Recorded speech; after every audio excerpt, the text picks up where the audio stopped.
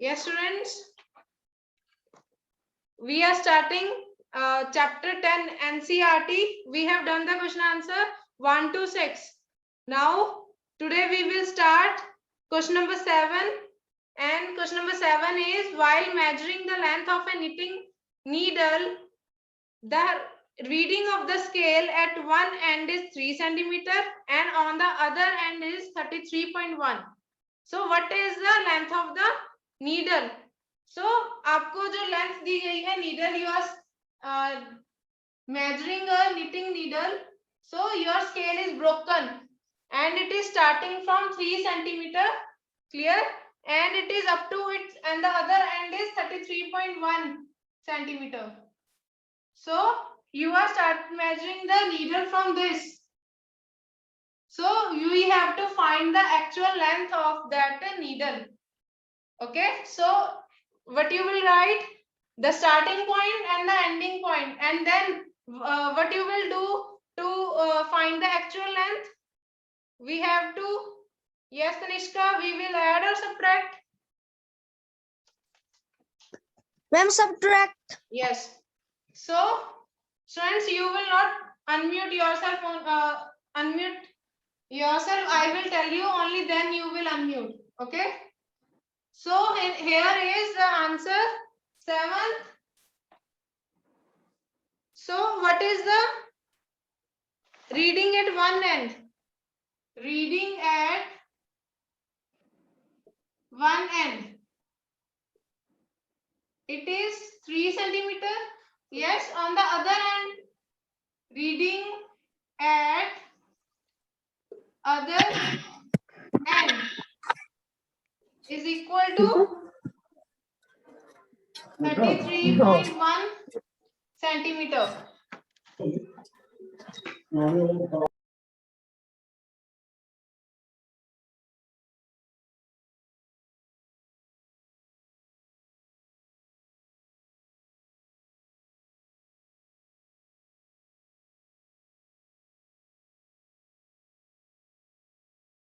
Himani ma'am, you can unmute yourself. I muted others all.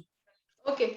So reading at one end is 3 centimeter and reading at the other end it is 33.1. Clear?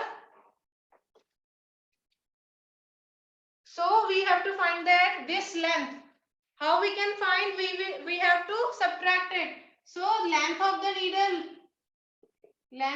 needle is equal to 33.1 minus 3. Okay, we have to subtract it because the scale is not starting from 0.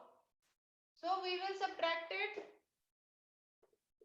33.1 minus 3. We have to subtract in this way. So the decimal is over the decimal. Clear? Here there is no any digit after point, so we will introduce 0. Then we will subtract. Okay? And 1 minus 0, 1. 3 minus 3, 0. And here it is 3 because there is no any digit. Okay? You have to just take care of this thing कि जो decimal के नीचे बिल्कुल decimal आना चाहिए. Clear? And then if there is any zero is there, you will write point and then 0. Clear? And then you will subtract. So the length of the needle is 30.1 centimeter. Clear? So in the next is you have find the length of that needle. Clear? So next question number 8. Write the similarities and differences between the motion of a bicycle and a ceiling fan that has been switched on. So we have to tell the similarities in the motion of a bicycle. Okay, and in the fan also, that is switched on, means now the fan is moving. Clear? And differences also, that what is the difference between these two. I will draw it on the upper side. So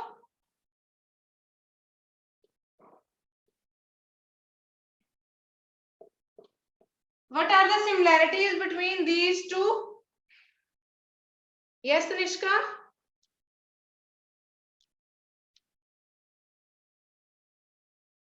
Ma'am, please unmute Tanishka.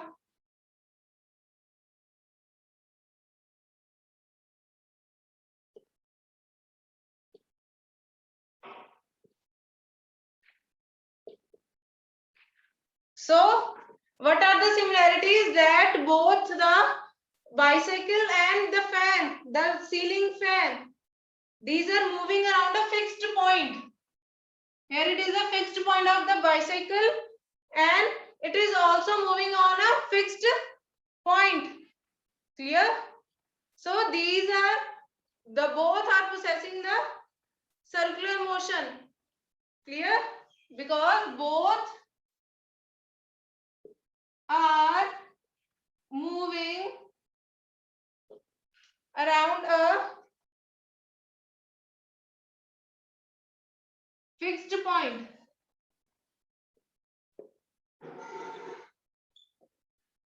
So these are moving, both are moving around a fixed point. So what is the name of motion when it is moving around a fixed point? It is circular motion. So both are possessing circular motion.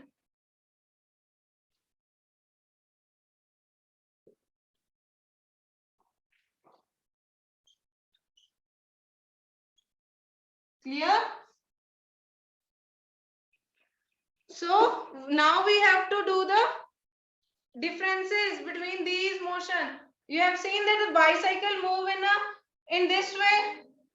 The wheel of the bicycle move in this way. It goes forward in the forward direction. But this type of motion is not shown by the fan. So what are the differences?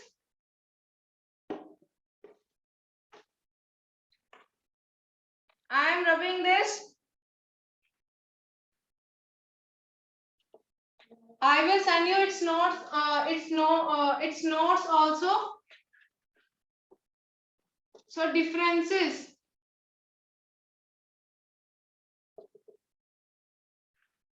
You all know that bicycle moves in a straight line.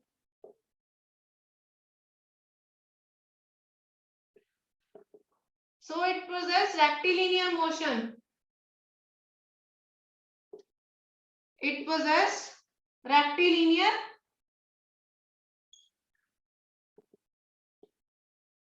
motion. पहले cycle के जो wheel थे वो यहाँ पे थे and then it go forward, then into the forward direction. They are going in the straight line. So the motion that is possessed by the bicycle is the rectilinear motion. But the ceiling fan, that is not moving in this way. It is just moving in this way. Clear? So by the ceiling fan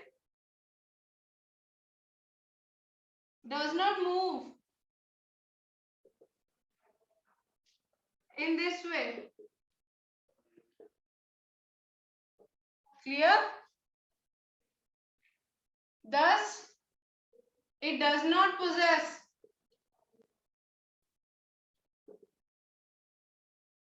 rectilinear motion. Clear?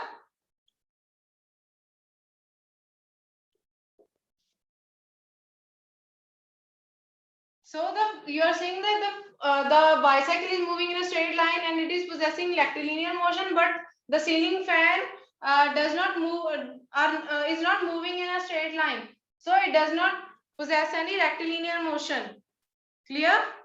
So the next is question number 9. Why could you not use an elastic measuring tape to measure distance? What would be some of the problems you would meet in telling someone about a distance you measured with an elastic tape?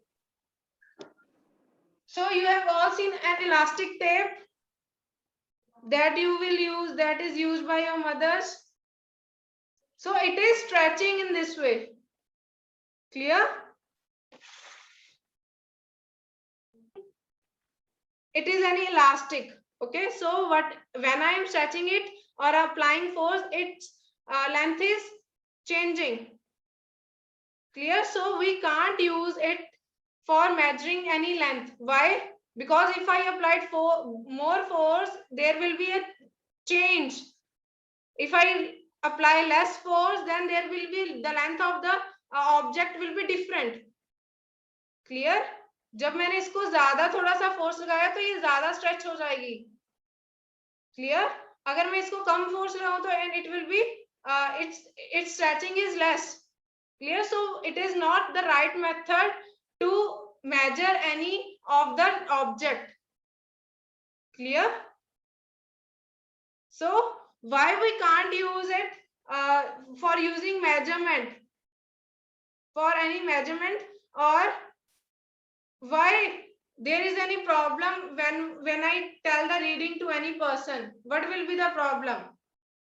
So the answer is, firstly we will do the answer of first question only. Why could you not use an elastic measuring tape to measure distance? Clear कि आप measuring tape, elastic जो measuring tape है उसको क्यों नहीं use करोगे किसी भी डिस्टेंस को मेजर करने के लिए. ठीक है. So the first is that there is a change in length. If we apply more force, then there will be more stretching. Clear? So reading will differ.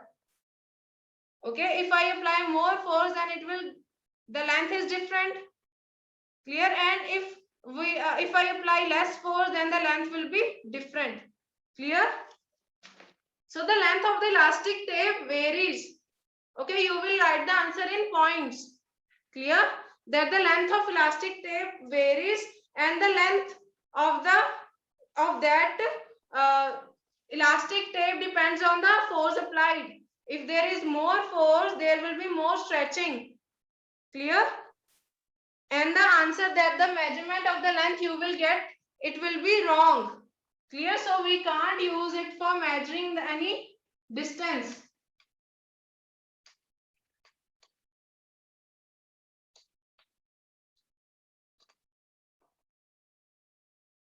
So in this there are two questions. Firstly, we will answer the first one.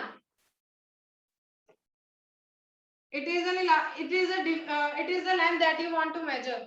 Okay, and you are measuring it with any elastic. So what is happening? If I am applying more force, then the length will be different. If I am applying less force, then the length will be different. Clear?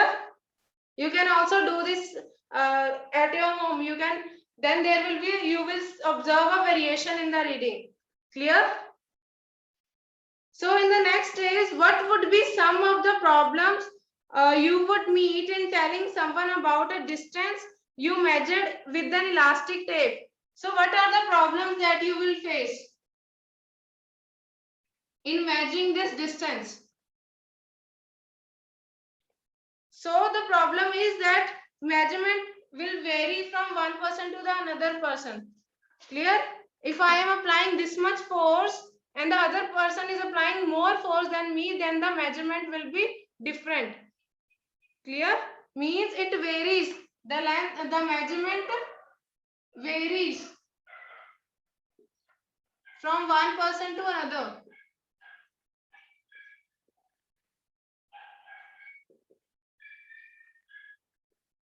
And in the second, what will be the other problem? That if we take 2 to 3 or more readings, then the reading, the answer of that reading will also differ. The value of that reading will also differ. For example, firstly I have measured this length, I get 10 centimeter, and then I have again measured it, I get 11 centimeter, and in the third one I get 11.5 centimeter. So the length can be varied. Okay, after the measurement, so the measurement of this line will vary. Okay. Clear? So the second point is measurement will vary. Measurement varies after 2 or 3 readings. Clear? So this is the answer of the 9th question. And next is question number 10. Give 2 examples of periodic motion. Can anyone tell me what are the examples of periodic motion? Ma'am, please unmute. Lavish.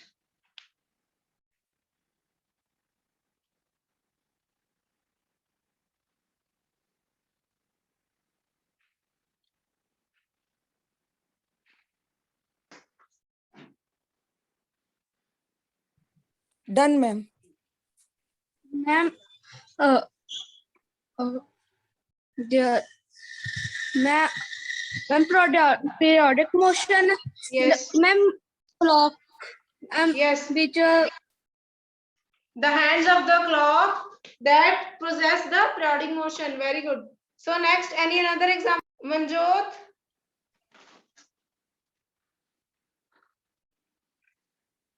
Any another example of? a child on a swing. Yes, very good. So you have to just give any 2 example. You can also give the example of motion of a pendulum that we have done yesterday. Clear? And then the motion of a child on a swing, motion of the earth around the sun, it is periodic motion. So student, let's come to the activity. There the activity is to measure the length of a curved line. So in this activity, you will draw any curved line on your notebook. Clear? And then, for example, in this way. So then you will mark 2 points A and B here. Yes, and then you will make small proportions, because we can't measure this line with the scale. So we will use string to measure it. Clear?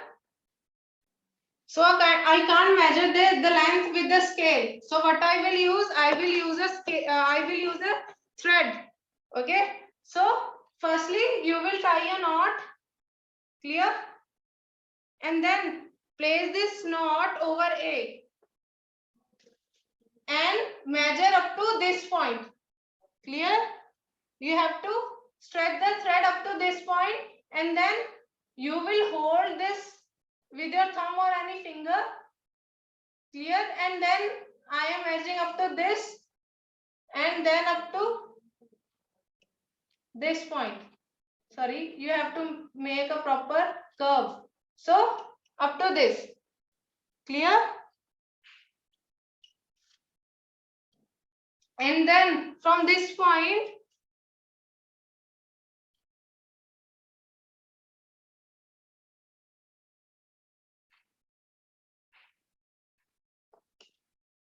we have come to this point. I named it as, it is P and it is Q. So I have measured up to Q. Then again up to this point, and I will hold it with my thumb, and then you will curve the line. Then suppose that it is point R, S and T. Clear? So you will hold the thread at that point and then come to T. Clear? And then leave the other end of the thread. Clear? So it will be more easy for you. So at B, so it is the actual length of your curve. Clear? So what you will do, you will take a scale and measure it. You are saying it is more than that. It is more than the 30 centimeter. So what will I do?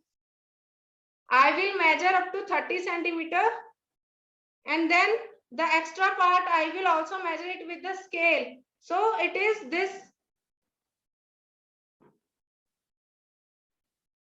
Up to this part it is 30 centimeter. You will mark, and then this much of length is left. Clear? You will again measure it with the scale. Firstly it is 30 centimeter, and then it is 8.5 centimeter is there. So what is the length? 30 plus 8.5. That is 38.5. Clear? Or other thing you can also do.